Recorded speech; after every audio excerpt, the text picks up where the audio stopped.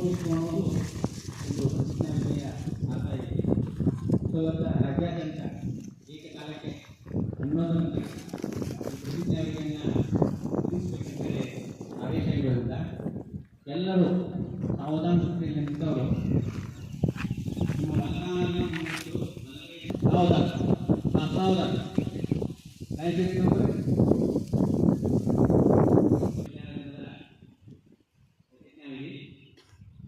ಎಲ್ಲರೂ ಇದನ್ನು ಸರಿಯಾಗಿ ಬೆಳೆಸಿಕೊಳ್ಳುತ್ತೇನೆ.